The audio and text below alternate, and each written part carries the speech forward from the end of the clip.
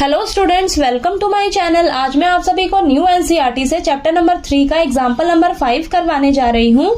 हमें दिया है solve the following question by the method of substitution. इस क्वेश्चन को हमें सब्स्टिट्यूशन मेथड से सॉल्व करना है। ठीक है, बोला है हमें Aftab tales his daughter 7 years ago I was 7 times as old as you were then, also 3 years from now I shall be 3 times as old as you will be। तो question में हमें दिया है कि आफ्ताब है वो अपनी बेटी से कहता है कि 7 साल पहले ना मैं तुमसे 7 गुना बड़ा था और आज से 3 साल बाद मैं तुमसे 3 गुना बड़ा रहूंगा।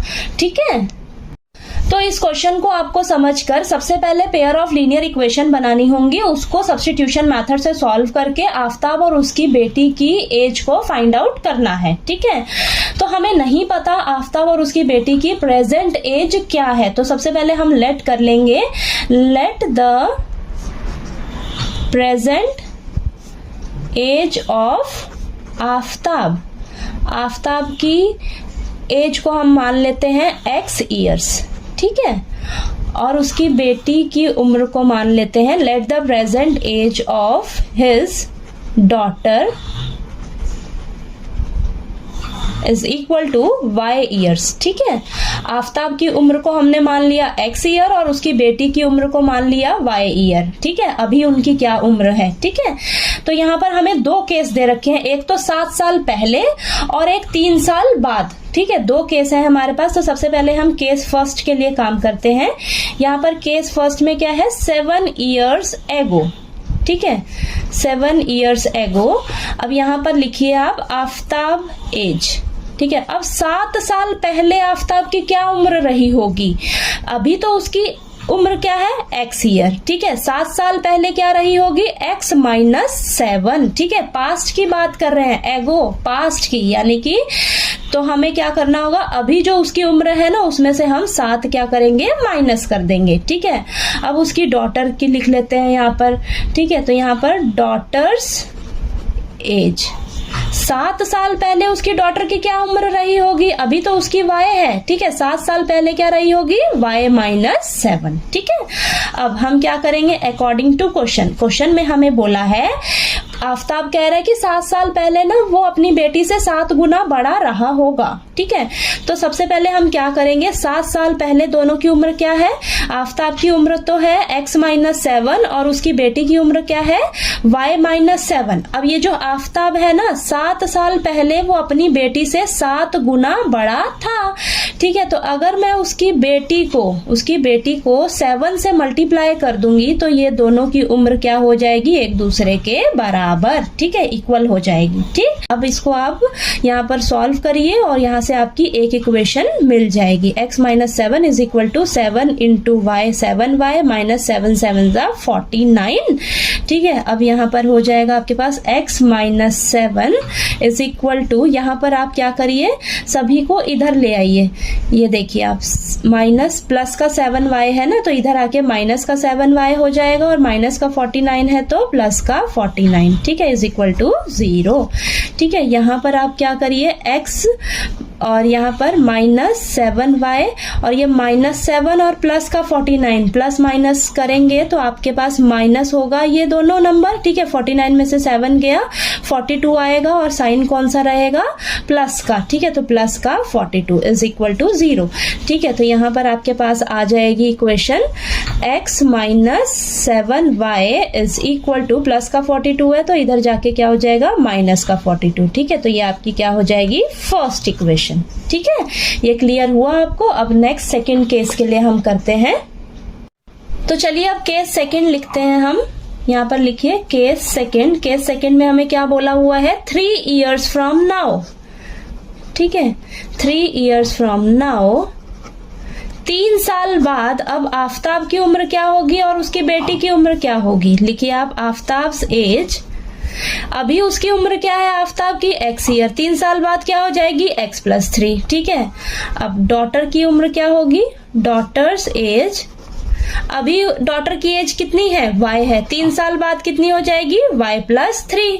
ठीक है, अब क्वेश्चन में क्या हमें बोला है, अकॉर्डिंग टू क्वेश्चन आफ्ताब कह रहा है अपनी बेटी से कि 3 साल बाद ना मैं तुमसे 3 गुना बड़ा रहूंगा।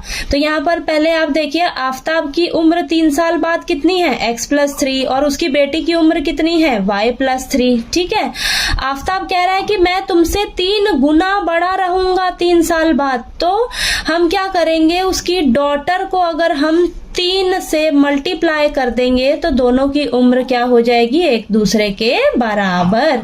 ठीक है, आफ्ताब तो खुद ही 3 गुना बड़ा है। ठीक है, 3 गुना बड़ा है ये, तो हम क्या करेंगे, उसकी डॉटर को 3 से मल्टीप्लाई कर देंगे, तब ये दोनों की उम्र क्या हो जाएगी, एक दूसरे के इक्वल। ठीक है, अब यहां से आप सॉल्व करिए तो यहां से आपको फिर सेकेंड इक्वेशन मिल जाएगी। 3 × y, ये हो जाएगा 3y + 3 3 9।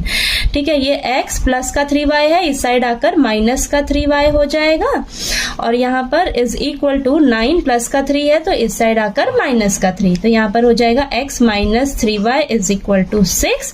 तो ये हो जाएगी आपकी सेकेंड इक्वेशन। ठीक है, अब हमने फर्स्ट इक्वेशन और सेकेंड इक्वेशन निकाल ली है, इन दोनों को सॉल्व करेंगे सब्स्टिट्यूशन मेथड से। ठीक है, तो यहाँ पर मैंने दोनों इक्वेशंस दोबारा से लिख ली हैं। चलिए इन्हें सब्स्टिट्यूशन मेथड से सॉल्व करते हैं। मैं सोच रही हूँ सेकेंड इक्वेशन से x वेरिएबल की वैल्यू निकालने के लिए। ठीक है, तो यहाँ पर लिख लेती हूँ from equation second x - 3y is equal to 6। यहाँ से मैं x वेरिएबल की वैल्यू सोच रही हूँ निकालने के लिए, तो x को मैं यहीं रखूंगी और -3y इसको इधर लेकर जाएंगे तो माइनस का है तो प्लस का हो जाएगा। ठीक है, तो +3y हो जाएगा। ठीक, तो x वेरिएबल की वैल्यू क्या आ गई आपके पास, 6 + 3y, इसे मैं मान लूंगी थर्ड इक्वेशन। ठीक है, अब क्या लिखेंगे आप, put the value of x in equation first. ठीक है, मैंने सेकेंड इक्वेशन से x वेरिएबल की वैल्यू निकाली है तो मैं इसे क्या करूंगी, फर्स्ट इक्वेशन में रख दूंगी। फर्स्ट इक्वेशन क्या है मेरे पास, x - 7y is equal to -42। ठीक है, x की वैल्यू मैंने क्या निकाली है अभी 6 + 3y। ठीक है, तो मैं यहाँ पर x की जगह पुट कर दूंगी, तो x की जगह मैं लिखूंगी 6 + 3y, और ये बाकी सभी वैल्यूज क्या करेंगे, हम एज इट इज लिख लेंगे। ठीक है, ये सभी को एज इट इज लिख लिया आपने। अब इसको हम सॉल्व करते हैं। यहाँ पर आप देख रहे हो 6 और ये प्लस का 3y है, माइनस का 7y है, प्लस माइनस माइनस होगा, साइन किसका होगा, बड़ा वाला नंबर क्या है, माइनस का 7y है, तो माइनस आएगा, और ये दोनों को आपस में माइनस करेंगे तो 4y आएगा। ठीक है, और यहाँ पर इज इक्वल टू माइनस का 42। अब ये -4y, ये जो प्लस का 6 है इस साइड जाकर माइनस का 6 हो जाएगा। ठीक है, तो ये -6 हो गया। अब यहाँ पर आएगा आपके पास -4y is equal to minus minus plus 42 और 6 कितना हो जाएगा, 48। साइन किसका लगेगा, बड़ा वाले नंबर का, यानी कि माइनस का साइन। ठीक है, तो माइनस से माइनस कैंसल, यहाँ पे आपके पास y इज इक्वल टू 48/4। 48 और 4 आपस में कैंसल होंगे 4 के टेबल पर, तो ये आ जाएगा आपके पास 12, यानी कि y की वैल्यू कितनी आ गई आपके पास, 12। ठीक है, अब यहाँ पर y वेरिएबल की वैल्यू निकल कर आ गई आपके पास। अब क्या करेंगे आप, इसको यहाँ थर्ड इक्वेशन में पुट कर लीजिए। आप किसी भी इक्वेशन में पुट करके x वेरिएबल की वैल्यू निकाल सकते हो, तो मैं थर्ड इक्वेशन में पुट कर लेती हूँ। तो लिखेंगे यहाँ पर put the value of y is equal to 12 in equation third equation क्या है मेरे पास, x is equal to 6 + 3y। ठीक है, x is equal to 6 + 3 into y की जगह मैं क्या रख दूंगी, 12।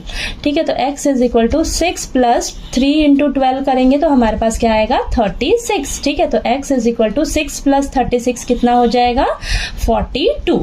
ठीक है, तो यहाँ पर x और y को मैंने क्या माना था, x किसको माना था, आफ्ताब की एज को। तो यहाँ पर लिखेंगे so the present age of Aftab की एज को क्या माना था मैंने, x, तो ये क्या मेरे पास आया है 42 इयर्स। ठीक है, और उसकी बेटी की उम्र को क्या माना था मैंने, y। ठीक है, तो यहाँ पर लिख लीजिए y इज इक्वल टू क्या निकल कर आई है मेरे पास, 12 इयर्स। ठीक है, तो ये आपको समझ आ गया। तो तो आपको एग्जाम्पल नंबर 5 जो है वो अच्छे से क्लियर हो गया होगा। कोई डाउट आए क्वेश्चन में तो प्लीज आप कमेंट करके पूछिए, और अगर आपको मेरा वीडियो अच्छा लगे तो प्लीज लाइक कीजिए, शेयर कीजिए और ज्यादा से ज्यादा सब्सक्राइब कीजिए। Thank you so much.